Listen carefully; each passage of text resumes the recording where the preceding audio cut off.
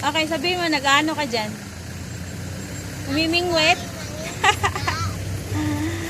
Guys, I found this three kids here and they're looking for fish or catching fish. Asan yung nakuha mo? Kanina. This water here, guys, it's already part connected to the ocean. Yeah, it's kind of salty. 'Di ba maalat 'yan, no? Ano na nakuha mo? Ayan, meron ka na. Ano 'yan? Ayun. Meron na? Oy. May isda na? Hey boy, ayun na. Asan yung isda? Patingin? Huli ka muna. May huli ka, wala? Wala pa po. Ay, wala pa. Asan yung ano nyo? Lagyanan nyo sa isda.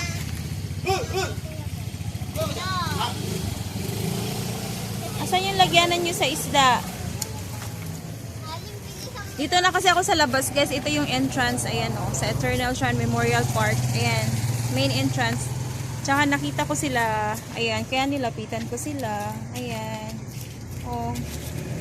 Okay, guys. Yung sino ba nagugutom sa inyo? One of the kid, I think he said, ikaw ba? Ito pa. Sabi niya nagugutom daw siya, guys. Saan pa kayo uwi? Ito po, nagugutom. O, so nagugutom daw sila, guys. So, bibigyan ko sila ng pera para sa kanilang snacks. O, bibigyan ko kayo ng pang snacks. O, hati na lang kayo, ha? At bibigyan ko sila, guys, para hati kayo niyan, ha? Hati kayo. Huwag kayong mag-away. Ayun, guys. Hindi ko na sasabihin kung magkano binigyan ko. Basta, pang snacks ninyo yan, ha? O, sige, bye-bye na. O, huwag kayong mag-away. Ayan na, nag-ano na, nakatanggap. Okay. So, hati lang kayo niyan, ha? Bye-bye. Thank you po. You're welcome. Hey guys, good afternoon. I'm here at Eternalshrine, guys, at walang tao dito masyado, guys, kasi maulan. So I am visiting my late husband here in the cemetery before I'm going to Cebu, and then I supposed to clean the space, you know, so I'm in his space there. So but it's raining. It's not that hard rain, but we'll see if I can clean. But I already have a scissor. I brought scissors here as well as the candles, but I don't know. It's raining, so let's see, okay, if I can do it. Alright. And guys, tahimik dito sa mga patay kasama ko. Ayan, so I'm walking right now. Papunta doon sa kanya. May nakita kong flowers, guys. Anong klase yan, guys? Hindi ko alam. Very nice. Punta na tayo doon. Medyo malapit na tayo, guys. Woo! Walking. Wala akong service ngayon, guys, dahil busy po si Kuya June. Siya po yung palagi nagde-drive sa akin pag pumunta kami ng kasi may tricycle siya, guys, eh. If I'm going here and visit my late husband. Yeah. So yan, guys, nakita mo ba yung puno na yan? Diyan ako pupunta. Diyan siya malapit. May nilibing pala, kasi merong tent dyan. May ililibing pa lang yata.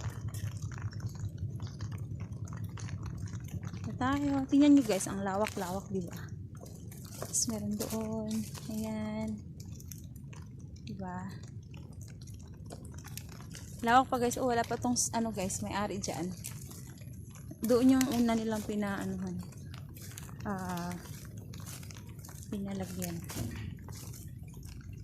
Pero siguro may ari na, wala palang nilagay dyan.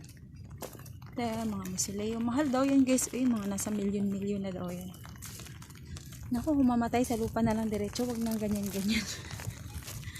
Okay na to. So, dito tayo, guys. Ang na ng grass niya, guys. Oh my goodness. Dito na tayo. Ayan siya. Dun siya. Ayan, guys. Malinis pala. Ayan siya, guys. Yung nasa gitna maliit yung Kasi galing sa yan, eh. United States yung nila, lapida. Ayan, oh. Si George Willock. Ayun. Dito, hindi pa lang ano eh. Okay lang pala eh. Kala ko maano siya, hindi na ako maglalagay ng kandila kasi maulan. At tingnan natin kung makapag-cut ako ng grass. Maulan kasi eh.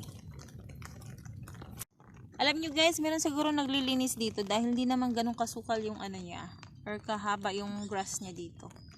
Ay ano, naglilinis naman yung ano dito, yung tawag niyan. Yung nandito sa ano ba, may-ari dito sa lupa na to. Yung mga trabahante dito. Hello guys, tingnan niyo yung langit guys. Ayan, 'di ba? So try nating mag-cut guys ha. So ito po yung area guys dito sa Eternal Shrine. Ang lawak po niya. Tsaka meron pang space doon guys. Ang laki. Dito kami usually nagja-jogging guys kasi lang na-stop na ako mag-jogging kasi nga palagi na umuulan. Ang daming bago dito. Ayun, may bago, yun, may bulaklak. Tsaka to bago to. Ayan. Daming bago na ito. Meron na naman oh. Bago. Ayan, tas dito yung area namin. Beside road lang kami. And tsaka ayan. So if you wanna know guys how much is the cost here, so it's kind of like you have to get 2 holes, you know, it's cost you like almost 200,000 pesos. Yeah. Yan pala. So what I did was guys, I have 2 holes here and I sell it the other one of my friend. So this is his grandfather and beside is my late husband. And so ayan. Diba? Ganda yun lang guys.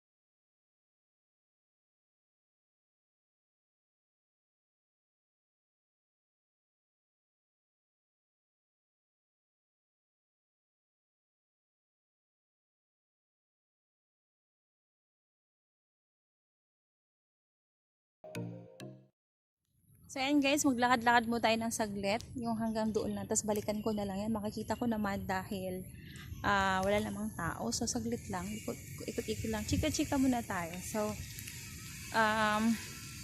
yeah, about the cost here, you know, pag dito mo, meron namang ano dito, public cemetery. So but my late husband, before he died, he said that he wanna be buried here, so that's why he wanna be buried here.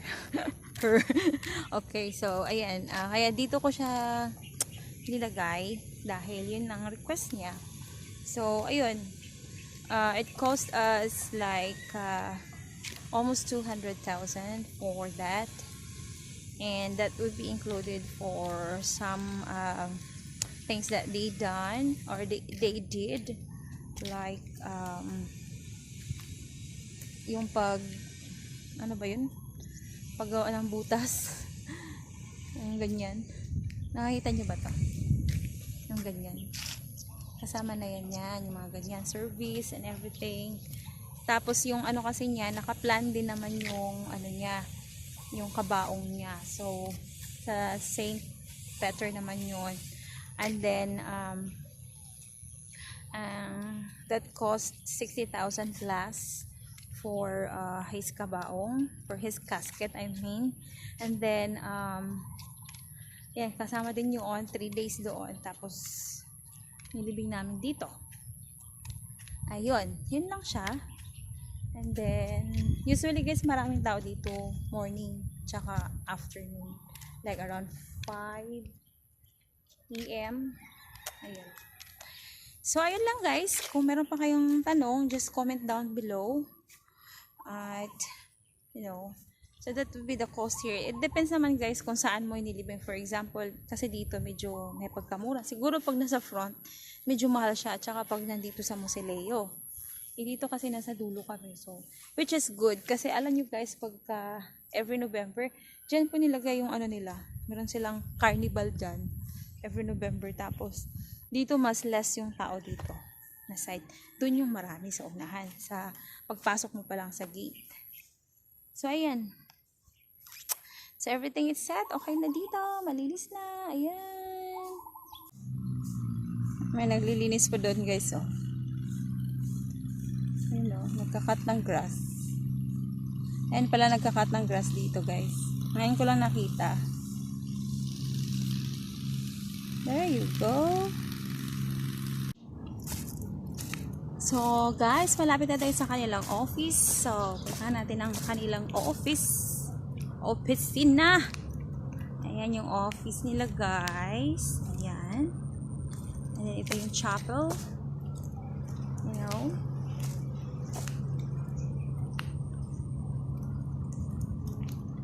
Tsaka yan, guys. Entrance din yan, guys. In-open lang yan pag All Souls Day at saka All Saints Day. Ayan yung office nila. That's their office, guys. Ayan, and then the chapel. And the gate that would be open during All Saints Day and All Souls Day. Ayan, and itong gate na to sa kabila, yun yung palagi nilang ino-open regularly, every day, I mean. So, that's it. Okay guys, how old you think itong punong kahoy na to guys? Ang laki, di ba? Ang ganda niya. Very beautiful tree. Wow. Amazing.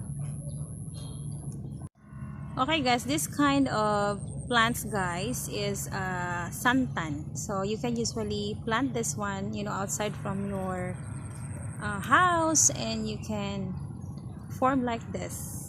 So we have, I think we have white santan and yellow, and this is only the common color that I usually see, you know. Yeah, santan. So I'm walking right now guys and heading home na. Oh no, I'm going to the market first. I'm gonna buy food for dinner, and then I'm so glad that I get a chance to visit with him today before going home to Cebu. So yeah, I'm happy for that, and I know that he's happy too as well. So guys, I'm gonna end my vlog for today, and I hope you will hit the like or the subscribe button and also the notification, and I'll see you in my next one. Bye.